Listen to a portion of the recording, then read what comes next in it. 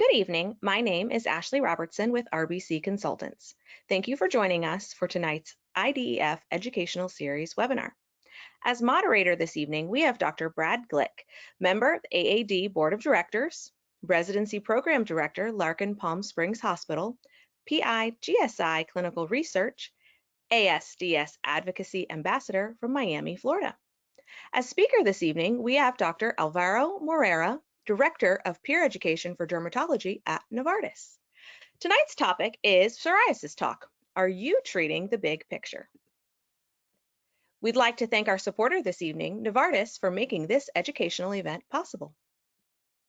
Before we begin, we have a few technical tips, housekeeping here. If you're having any issues hearing the webinar, you can listen to the presentation using your phone. Just select phone call in the audio pane and the dial-in information will be displayed. At the end of the webinar, a survey will pop up in your browser and it will be emailed to you as well in 1 to 2 days. We would greatly appreciate it if you could fill in this very short survey. If you have any issues or you would like to submit a question to our faculty, please use the question pane on the right-hand side of your screen. And also within 1 to 2 days, you will receive a certificate of attendance via email. Again, just as a reminder, if you do have any questions for our faculty, please submit them in the question pane on the right-hand side of your screen. Now, without further ado, I would like to pass the floor virtually to Dr. Glick. Well, Ashley, thank you so much, and I'm really excited about this evening's talk. For IDEF, there's going to be a little bit of a different presentation, and I'm going to get to that in just a couple of moments. So thank you all for having me here this evening and allowing me to moderate, and of course, to my colleague, Dr. Kircik. Next slide, please. So as you all know, the International Dermatology Education Foundation was founded by Dr. Leon Kircik, who is president of this organization. And you know as well that he is clinical professor of dermatology at Mount Sinai and also directs physician skincare in Louisville, Kentucky. IDEF is a nonprofit organization whose principal mission is to raise awareness and improve dermatologic care all over the world through education, especially in underserved areas. Next slide. Many of you have joined our previous educational sessions this year. We recently had Dr. Adelaide Hebert speaking on pediatric dermatology, yours truly on actinic keratoses. I was very fortunate to do that presentation. Recently, Dr. Jim Song, who spoke on atopic dermatitis and JAK inhibitors, and of course, the illustrious Dr. Brett King from Yale speaking on non-segmental vitiligo. Some really great educational presentations this past year. Next slide, please. So I'm very pleased to introduce Dr. Alvaro Moreira, who Ashley had already introduced, who will be speaking on Psoriasis Talk. And this is a very interesting presentation, Dr. Moreira. So go ahead and take it away. We're very happy to have you here this evening. Thanks so much. Oh, thank you. Thank you for the introduction. Thank you for having me. I am really excited to be here tonight. We have a different presentation. So what you are seeing is actually a video. And this video will be playing for you, and I will be just, doing the voiceover. So I'm not advancing any slides. I will stop whenever I feel like we need to spend some extra time discussing something, right? But we'll just, go over a bunch of different things, mostly clinical trial data, for something that all of you are very familiar with, plaque psoriasis. That will be the first time of today's presentation. And at Novartis, we are referring to plaque psoriasis during today's presentation as the seen component of psoriatic disease. But we know that is not all that our patients complain about. They have also the unseen component of psoriatic arthritis, and that of psoriatic disease, and that's a reference to psoriatic arthritis. There is also the unforeseen component of psoriatic disease, and I will describe later what we mean by unforeseen. So today's presentation is called Treat the Big Picture, and as I said, we will be discussing the seen, the unseen, and the unforeseen components of psoriatic disease. So now let's start with the skin. Most of you today, I think you are board certified dermatologists, both in the US and international colleagues as well. Cosentyx has been around for a number of years now. It was first approved in 2015 for the treatment of adult patients with plaque psoriasis who are candidates for systemic therapy or phototherapy. Now, because this is a branded commercial presentation that is being sponsored by Novartis, and we will be discussing clinical trial data, we always need to start with the pivotal clinical trials. A pivotal clinical trial is a clinical trial that potentially leads to the approval of a drug, but for a specific indication. Now, in this case, Erasure and Fixture were the two clinical trials that led to the approval of Cosentyx for adult patients with moderate to severe plaque psoriasis who are candidates for systemic therapy or phototherapy. And what we are reviewing here on this slide are the primary endpoints of those clinical trials. The primary endpoints are those endpoints that really need to be met in order for the drug to get an approval. In both clinical trials, there were two primary endpoints. Those were PASI 75, that's what we are seeing on the left side of the slide. And PASI 75 is obviously an improvement of at least 75% in the PASI score. And the second primary endpoint was IGA. An IGA score of 0 or 1 means skin clear or almost clear, right? And what we are seeing is that in both clinical trials, the primary endpoints were met with respectively 82 and 76% of the patients achieving a PASI 75 response or higher with Cosentyx 300 milligrams. And on the right, about 2/3 of the patients in each clinical trial achieving an IGA score of 0 or 1, that means skin clear or almost clear at week 12. Now, I personally think that most of our patients don't care too much about what happens 12 weeks into treatment or 16 weeks into treatment. They care about long-term data, and we will get there. Both efficacy and safety long-term data are really relevant when it's time to discuss therapeutic options with our patients. But when it comes to clinical trials, one should always review the primary endpoints, and those are in this case at week 12. Now, all of you have seen psoriasis. You know what a PASI 75 response looks like. These are representative photos. These are actually real photos taken by our clinical investigators during clinical trials. I myself was an investigator in both of these clinical trials. And what we are seeing here is the PASI 90 response, an improvement of at least 90% in PASI score compared to baseline. This is at week 12. We've all seen, pictures like this, and we need to look into the clinical trial data from our own clinical perspective and our own experience. Now, we'll jump into a different topic, nail and scalp psoriasis. Nail and scalp psoriasis are risk factors for psoriatic arthritis. Patients with nail psoriasis are 3 times more likely to develop psoriatic arthritis than those patients that do not have nail psoriasis. When it comes to scalp psoriasis, one study showed that adult patients with scalp psoriasis are 4 times more likely to develop psoriatic arthritis. Now, there are obviously other risk factors for psoriatic arthritis. Those include, for example, a positive family history of psoriatic arthritis and the number of sites of areas on the body affected with psoriasis. Now, while I think it's really, really important to remember that both nail and scalp psoriasis are risk factor for psoriatic arthritis, the most important thing is to remember that we should be following the guidelines.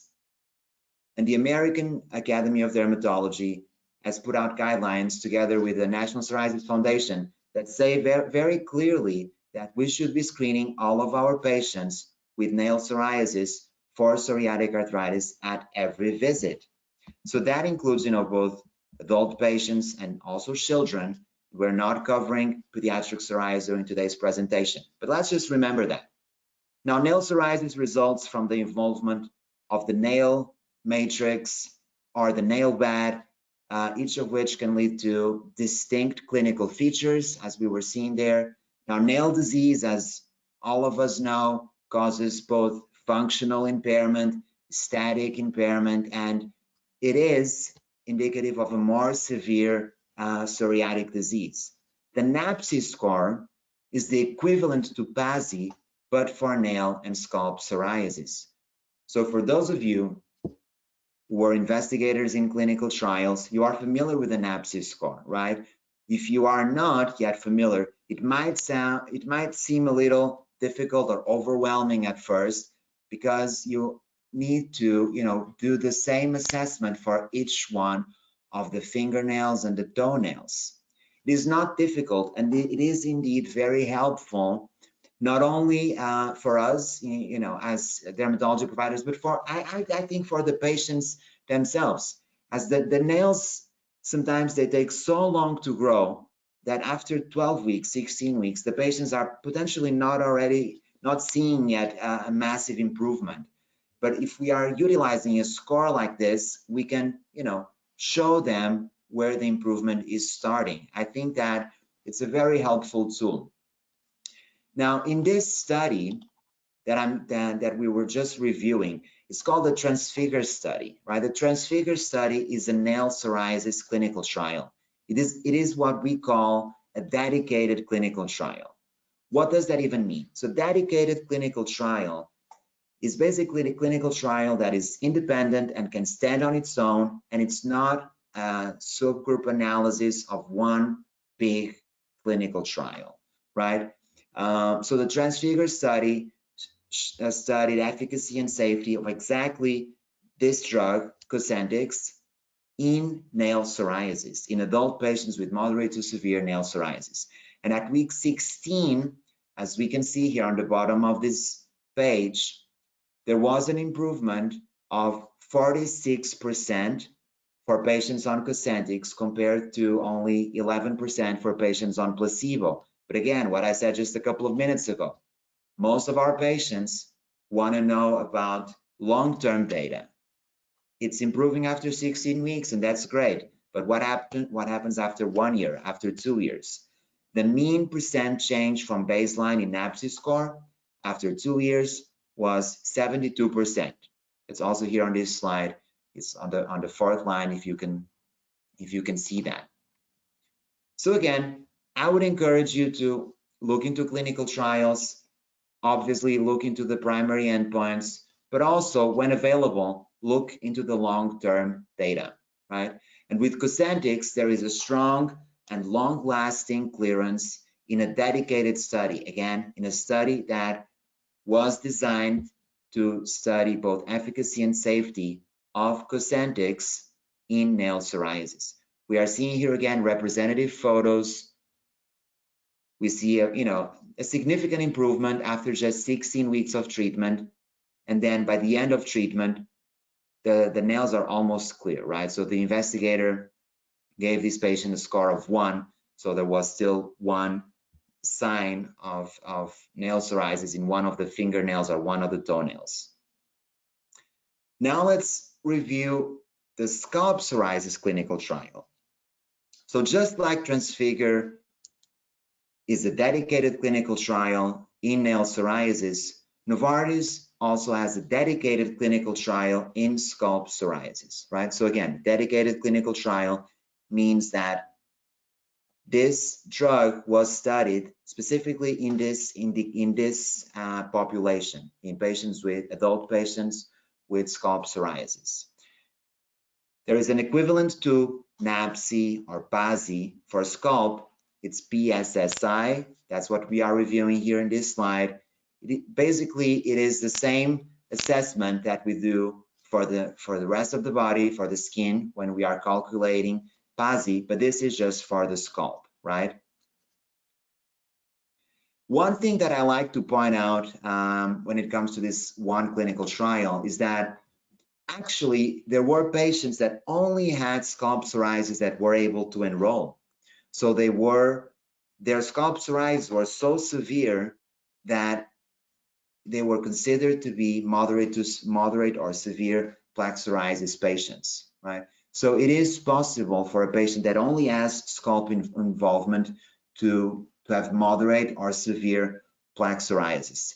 And as all of us know, the scalp is the most common area that is affected by psoriasis. So scalp psoriasis is indeed very, very common, right? So we cannot just dismiss those patients as not potentially, being able to qualify for a biologic, because they can. And in this clinical trial, Cosentyx showed strong results in, again, adult patients with moderate to severe scalp psoriasis. So as I said in the beginning, nail psoriasis and scalp psoriasis are risk factors for psoriatic arthritis, right? So when we see a patient with either nail psoriasis or scalp psoriasis or both, we really need to be thinking about psoriatic arthritis as well. Now, I personally think, as I said in the beginning, that we should be thinking about psoriatic arthritis all the time when we see a patient with psoriasis, because that's what the guidelines tell us. But, we don't always have a lot of time. So these risk factors help us to remind when to screen our patients for psoriatic arthritis, or when to refer them in case we don't want to screen them ourselves, refer them to a rheumatologist. Up to 41% of adult patients with plaque psoriasis have active psoriatic arthritis. So now we are transitioning to the second part of today's presentation, and that is about active psoriatic arthritis. So, in the medical world, we are kind of almost moving away from the concepts that there is a condition called psoriatic arthritis and there is another called plaque psoriasis. It's really more like a spectrum, right? So we are starting to refer to that spectrum as psoriatic disease. Some patients only have plaque psoriasis, so only the skin is involved. Other patients only have, although there is, extremely rare, only have joint involvement, psoriatic arthritis. Some patients have both. Now, Cosentyx, or secukinumab is the active molecule in Cosentyx, was studied in active psoriatic arthritis, right? So now we are going to review two additional clinical trials. They are called respectively Future 2 and Future 5. And these clinical trials studied efficacy and safety of Cosentyx in adult patients with active psoriatic arthritis. And again, we need to start by reviewing the primary endpoints of these clinical trials. The primary endpoints are those that need to be met so that the drug gets an approval. And that was the case in both clinical trials.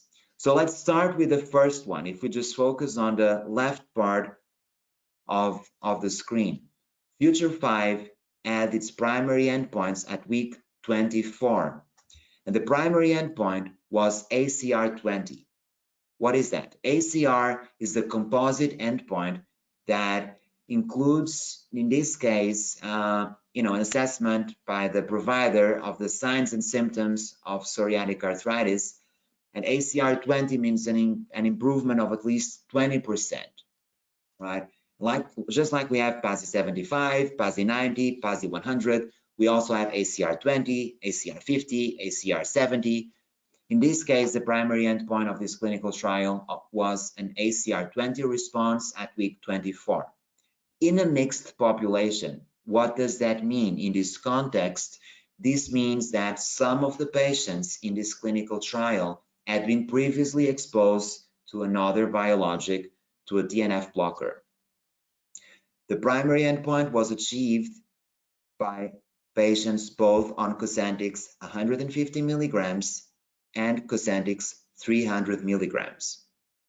Now, if we focus on the right side of the screen, looks similar, but that's separate. It's another clinical trial. Instead of Future 2, this is Future 5. There are some differences, right? So again, we have a mixed population of patients. That means that some of the patients had been previously treated with another biologic. Some of them had not, and that's what it's called, the biologic naive patient, a patient that has not received the biologic prior to being randomized into this clinical trial. Now, we have the same primary endpoint, ACR20 response at week 16, so different time point. In this clinical trial, 63% of the patients on Cosentyx 300 milligrams achieved the primary endpoint, and 56% of the patients on Cosentyx 150 milligrams also achieved that. As you might know, for active psoriatic arthritis, both doses were approved. So one can treat active psoriatic arthritis with Cosentyx 150 milligrams or with Cosentyx 300 milligrams in case they are not responding to 150 milligrams. Now, I want to take a moment here to remind you that if your patients have both moderate to severe plaque psoriasis and active psoriatic arthritis, they should be receiving Cosentyx 300 milligrams. So again, these are the two pivotal clinical trials for Cosentyx on active psoriatic arthritis. They led to the approval of Cosentyx for this one indication, adult patients with active psoriatic arthritis. Now, as dermatologists, we know that psoriatic arthritis has many different presentations. Now, if we look into what dermatology books teach us, most of them say that enthesitis and dactylitis are pretty common. Up to 50% of the patients with moderate to severe plaque psoriasis and psoriatic arthritis might have enthesitis and dactylitis. What is that? Just a reminder. Enthesitis is inflammation in those sites where tendons and ligaments attach to the bone. And dactylitis is the swelling of an entire finger or toe. But I really think that, nowadays with better drugs and better access to healthcare, we don't see these two signs, enthesitis and dactylitis, in every other patient, in 50% of the patients with active psoriatic arthritis, like it is described in multiple multiple books, right? Because in my experience, these are not necessarily signs that are always present or present in every other patient. So we need to be mindful that some patients have other signs and other symptoms of psoriatic arthritis. What are those? For example, back pain, axial symptoms, what we are seeing on the left side of the slide. The spine can be involved, and that is actually, a presentation that is referred to as axial psoriatic arthritis, so spine involvement. Cosentyx was studied in patients with this with this manifestation of psoriatic arthritis in a separate clinical trial, again, a dedicated clinical trial called the Maximize trial. So Maximize is actually one of those clinical trials that, although we are dermatologists, I really think we should look into that. In my experience, many of my patients complained about back pain, stiffness in the morning, taking them up to 30 minutes to really start to being able to move around without pain when they get up in the morning. Those are obviously signs of psoriatic arthritis, but specifically signs of spine or axial involvement. In the Maximize clinical trial, which again is a dedicated clinical trial that studied efficacy and safety of Cosentyx in those patients, the primary endpoint was ASAS, that is an equivalent to ACR, but for this one condition, and 20 represents here an improvement of at least 20%. So after 12 months, after 1 year, 81% of the patients achieved that primary endpoint. Now, what we see on the left side of this slide, of this part of the video that I've paused for you because it's a lot of information here, is that, as we know, the skin might also be involved, and the nails are often involved when it comes to patients with active psoriatic arthritis. So Cosentyx, again, I will remind you, is approved for both plaque psoriasis, specifically children 6 years of age and older, and adults with moderate to severe plaque psoriasis, and also children and adults with active psoriatic arthritis. Now, we are transitioning to the third part of today's presentation, and that is the unforeseen component of psoriatic disease. What is that? As you know, some of our patients with psoriatic arthritis will experience joint damage, and that joint damage might be irreversible. And that is something that is impossible to predict, especially, if we're not assessing the joints with an X-ray or an MRI, like, some of our rheumatology colleagues, especially those who work in academic institutions, might be able to do.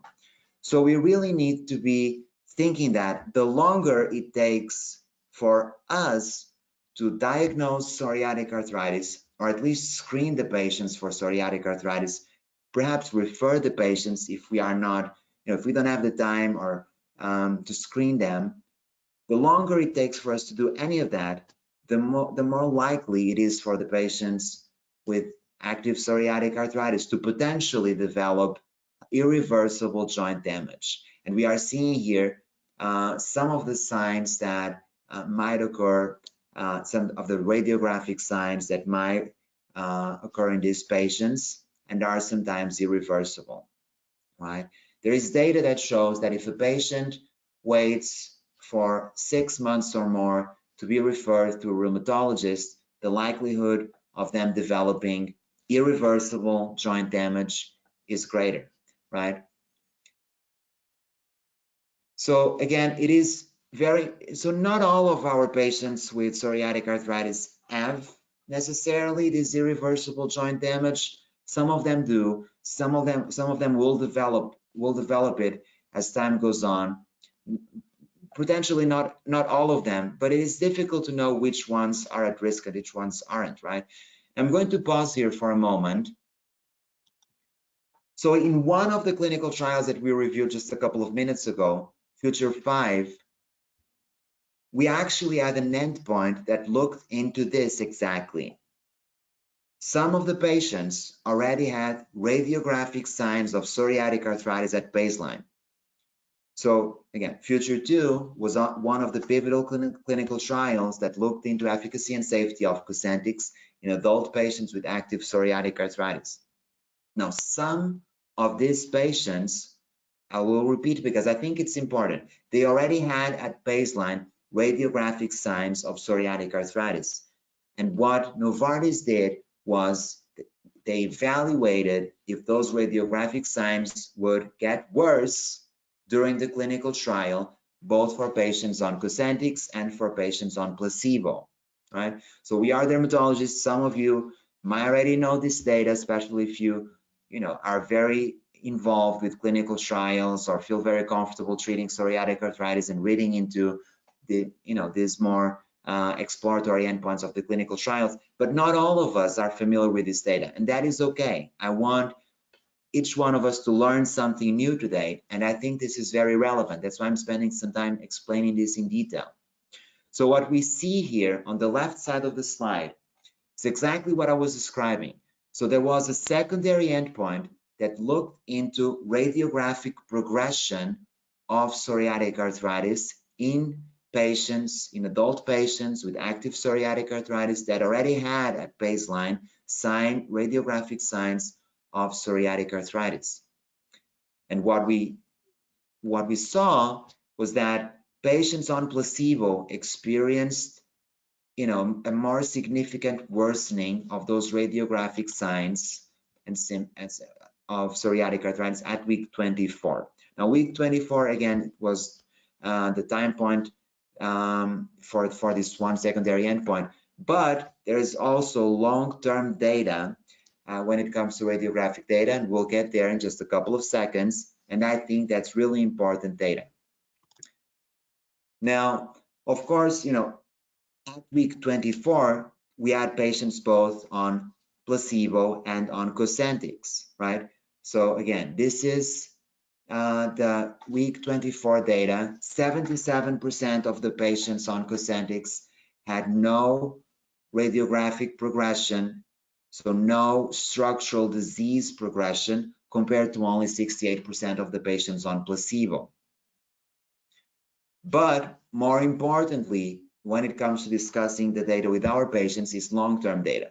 So this is data at 2 years. Now, we don't have here any patients on placebo because, patients were not kept on placebo after until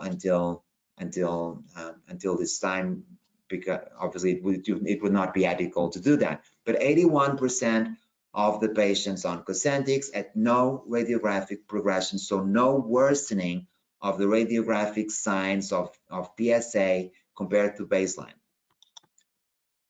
It's a fairly large population. Here we're talking about almost 200 patients.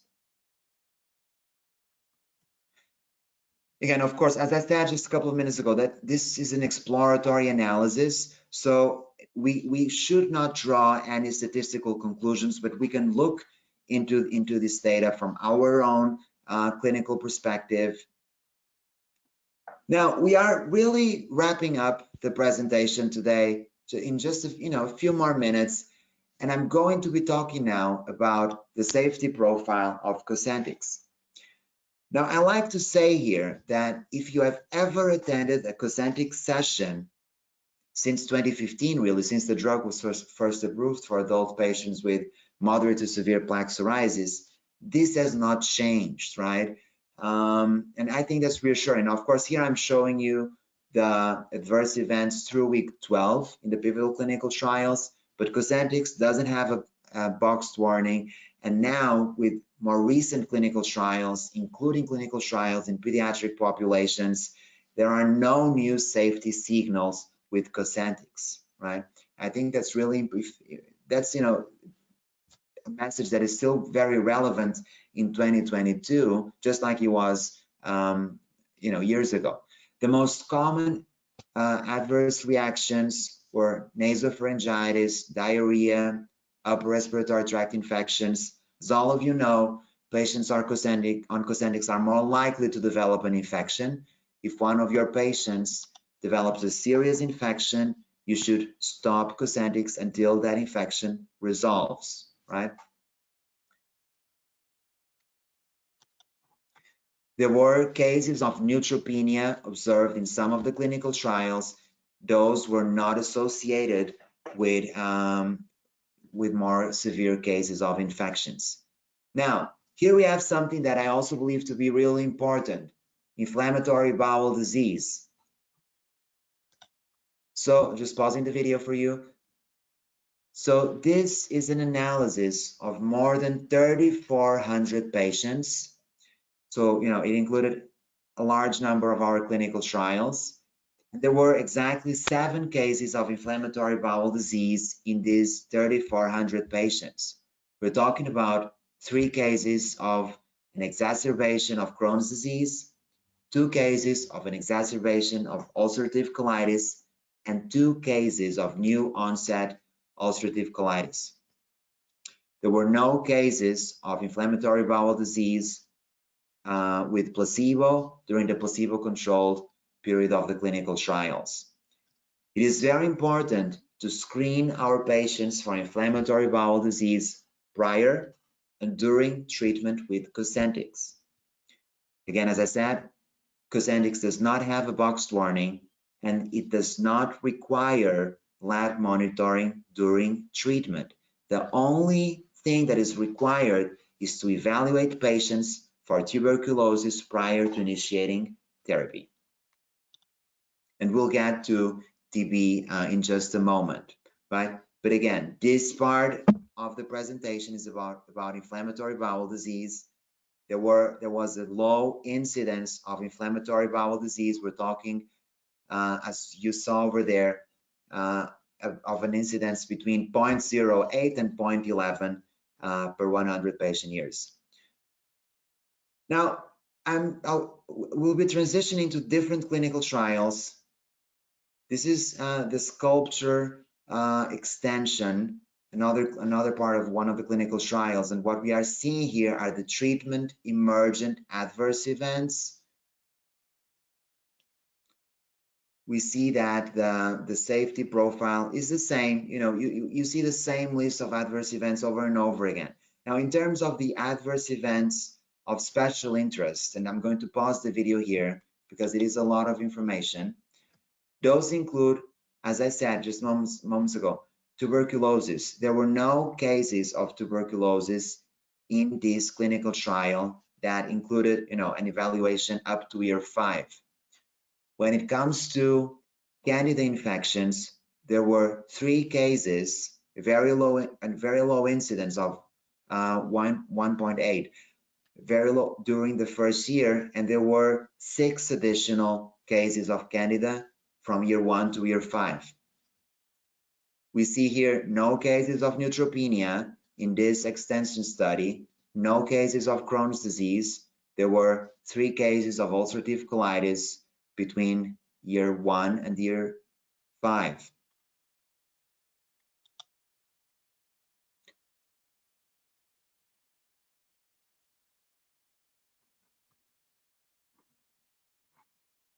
So we see that when it comes to malignancies, there were 3 cases of malignancies that were not determined to be associated with Cosentyx. So, what we really have is a very consistent safety profile. We'll see, there are a couple of other safety considerations, and we did not review all of the important safety information, neither all of the safety data from all of the clinical trials. But what I like to point out is that if you put the clinical trial data from the plaque psoriasis clinical trial up against the safety data from the clinical trials on active psoriatic arthritis, they are identical, which I think is very reassuring. Now, when it comes to injection site reactions, less than 1% of the patients experience injection site reactions. In fact, most of the patients, about 90% of the patients, feel very satisfied with an injector pen, the sensor-ready pen. There's also a very low immunogenicity. I'm going to stop the video here for a moment. So what we are seeing on the left side, on that first purple box, is a reference to what I just said. So in less than 0.5% of the patients, there were neutralizing antibodies detected, but those were not associated with loss of efficacy. On the second box, on the middle one, we see that, as I've showed, there is a very consistent safety profile in adult patients with psoriatic disease, both plaque psoriasis and active psoriatic arthritis. And we see no new safety signals from the beginning of the clinical trials all the way up to year 5. And although we are not reviewing that data today, and when it comes to the pediatric clinical trials, the safety data pretty much mimics the one that we already know from the adult clinical trials. So as a summary, what we've learned today, and I really hope that all of us learned something new. I've done this presentation over and over again. There's always something that I never paid much attention to. And then it just something that, stands out to me, and I enjoy teaching you this data. Now, we covered the seen component of psoriatic disease. Again, that is a reference to moderate to severe plaque psoriasis. And Cosentyx has been shown to not only work for the skin, but actually work in those very difficult to treat areas like the nails and like the scalp, right? After that, we reviewed the unseen component of psoriatic disease. That is a reference to active psoriatic arthritis. And Cosentyx has data across all key manifestations of psoriatic arthritis. We talked a little bit about dactylitis and denticitis, and I said that I didn't see that very often in my practice, but if we go back, if you do see it, and if you want to review that data, because you are treating patients with dactylitis and denticitis, in the Cosentyx clinical trials, about 80% of the patients experienced a complete resolution of enthesitis and dactylitis. So again, enthesitis is the swelling, dactylitis is the swelling of an entire finger or toe, and enthesitis is inflammation in those sites where tendons and ligaments attach to the bone. And again, in the Cosentyx clinical trials, about 80% of the patients achieved a complete resolution of those PSA signs. And then lastly, we talked a little bit about the unforeseen component of psoriatic disease. Unforeseen is a reference to the radiographic progression of psoriatic arthritis. So some patients might experience bone loss. And it's important to think about that because some of the patients have a lot of symptoms, they have a lot of pain, they complain, and they have other signs like the dactylitis we were just talking about. But some other patients don't necessarily have a lot of pain, but they might have you know, a component of their joints already being affected by psoriatic disease. I also like to recommend, so for those of you who are treating psoriatic arthritis, I recommend reading the GRAPPA guidelines. They have just been updated earlier this year, and they are a very helpful tool, just like the American Academy of Dermatology joint guidelines with the National Psoriasis Foundation. Now, I will be reviewing a little bit more of the important safety information for a couple of minutes, but I'll start with the indications. As you know, Cosentyx is now approved not only for adults, but also in patients 6 years and older, so in children and adolescents who are candidates for systemic therapy or phototherapy. Moreover, Cosentyx is indicated also for active psoriatic arthritis, and we've reviewed that data today for adult patients. But since the beginning of the year, Cosentyx is approved in children and adolescents with active psoriatic arthritis as well. When it comes to contraindications, if one of your patients has had a previous serious hypersensitivity reaction to secukinumab, which is the active molecule in Cosentyx, or to any of the excipients, they should not receive Cosentyx. There were cases of anaphylaxis and urticaria reported during the Cosentyx clinical trials. If one of your patients develops anaphylaxis or urticaria, please initiate appropriate care. And as dermatologists, we all know what that is. When it comes to infections, as we saw, there was a higher rate of infections in Cosentyx patients compared to placebo-treated patients. Again, if one of your patients has a serious infection, please stop Cosentyx until that infection resolves. And when you're treating patients with Cosentyx, please refer to the prescribing information for additional information on the potential side effects. We've covered most of them during today's topic, but I would recommend you to download the prescribing information or to reach out to your Novartis representative in case you cannot find it. Just to finalize, please remember to, if you have a patient that has a chronic infection or a history of recurrent infections, please screen them for a potential cause before starting them on Cosentyx.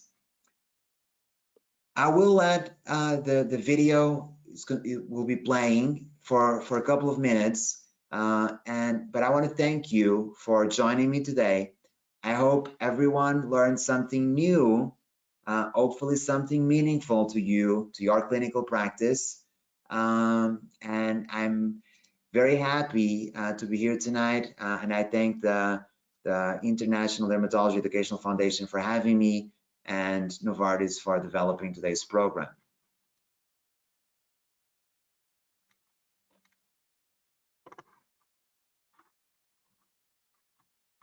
Muro, that was actually fantastic. I mean, I really love the whole progression of the video and how you kind of navigated through the different clinical trial data. And I have to tell you, as you said it yourself, you can listen to this 100 times, and it's nice to always kind of pull out something, interesting. For me, I think what you said about what our patients want, long-term results. Psoriasis, and we hear this a lot, is a marathon. It's not a sprint.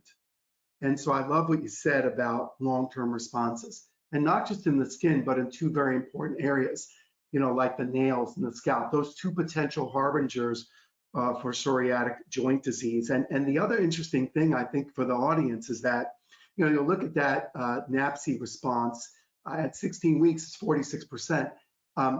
Is that a big number? But it's only 16 weeks. To my recollection, the fingernails grow about 0.05 to 0.07 millimeters per day, which is really slow. And so I think those are impressive results. And then they improve over time. I was also really super impressed about the PSSI responses long-term. Scalp disease is a super miserable disease. It's itchy, it's uncomfortable. And I think you would agree, collegial, that this is very challenging for the patients from the standpoint is trying to use topical therapies in the scalp is extremely difficult. You did these trials, and in your clinical practice, have you found that as well, that the scalp is really difficult to treat? Absolutely, it is difficult to treat, and that's why I think it's just a little detail of the clinical trial, but I like to bring that up a lot. So some of the patients in that clinical trial, that we call it the SCALP study, it doesn't have a big name like some of the other clinical trials. It's just a SCALP trial, but some of the patients really only had scalp psoriasis, and they qualified as moderate to severe patients with plaque psoriasis. It is difficult to treat. It is very common, first of all. It is often misdiagnosed by non-dermatology providers, right? So we need to be mindful that patients with scalp psoriasis, when they get to see us, sometimes they are, fairly frustrated because they have been treated by other providers for something else, or they have tried so many over-the-counter products that maybe worked in the beginning, but not really long-term, right? So, of course, as you said it yourself, and thank you for reminding me and the audience, that clinical trial also has long-term efficacy data. That's really, really relevant, right? Because there's always that frustration, something else topical might work and then not work anymore. Yes. One of the other things that I was so impressed by, and like you said yourself, you can listen to this 100 times, and I've listened to Cosentyx talks before, but I'll be very sincere. I did not really realize that approval in PSA is down to such a low age of 2. So, for me, for my optics, as a clinician taking care of dermatology patients every day, and kids, I take care of a lot of kids, albeit I'm not a pediatric dermatologist. To me, when I see a product approved down to a lower age like that, to me personally, it speaks to safety. The other thing that I think is so important as we close here, and we close this evening, is something that I think that you're very passionate about, and I am as well, and that is, as clinicians taking care of people with skin disease, and that skin disease may predate joint disease by 8 years, 10 years, or even longer, it really behooves us to be asking those questions about psoriatic joint disease, about psoriatic arthritis at every visit, hence screening at every visit. And I'll share with you that in my clinic, we use the psoriasis epidemiology screening test, and it's quite helpful asking those 5 basic questions that you can ask. And if 3 out of 5 are positive, it just gives you a sense or a hint that it's time to maybe dig a little deeper, that your patient may have psoriatic arthritis. And if you've been treating the patient more conservatively, that it might be an opportunity to be more aggressive, or if your comfort level is not high, to then call your rheumatology partner and engage accordingly. What are your thoughts on that as we close? I mean, absolutely. I mean, well said. I was always very lucky to work for 7 years in an academic institution where it was fairly easy for us to refer patients to rheumatology, right? Now, I'm obviously aware that that is not the case for everyone, and certainly not the case in more remote parts of the country. I mean, I know a lot of dermatologists. I get to travel a lot, and I see a change. I see that our colleagues are more and more likely to now embrace psoriatic arthritis as something that they treat. I personally find that, you know, very beautiful, that we don't rely on another specialty to treat a component of a disease that we actually know how to manage well, very well, right? But, you know, we need, not everyone has the time, not everyone necessarily wants to embrace it like that. The way that I did it, I used to ask my nursing staff, the nurse practitioners and PAs that worked with me, to screen the patients before they see me, before they saw me. So there was a lot of help, I must say. But it is important to follow the guidelines and screen all of the patients at every visit, which might sound like a burden, but as you said, it can be really simple. It's maybe only 5 questions, and if they answer yes to 3 or more of those, you know, you need to know that that patient is at higher risk, so you need to either refer or treat both conditions. There isn't a right or wrong answer, right? Absolutely. But I do see a trend, you know, in the dermatology community that I personally think, as I said, I think it's beautiful.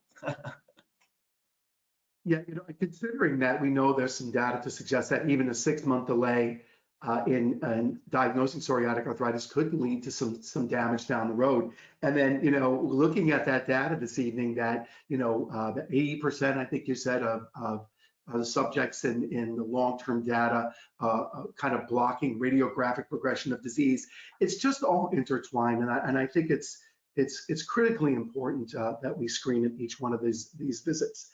Well, I want to take the opportunity, Dr. Moreira, to thank you so much.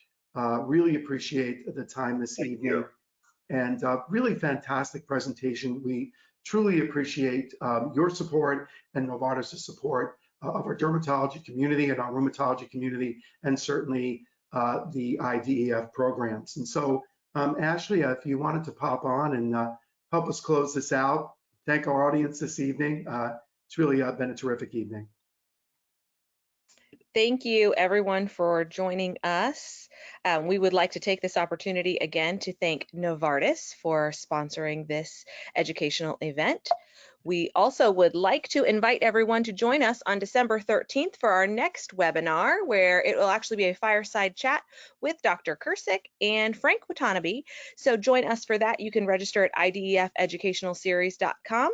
And then we would just like to thank everyone again. Dr. Glick, I believe you would like to close us out. Thank you again, everyone. Alvaro, thank you so much as well for all that you do once again, and thought this was a great educational program. I wish everyone a great rest of the week, and until the next IDF program, stay well.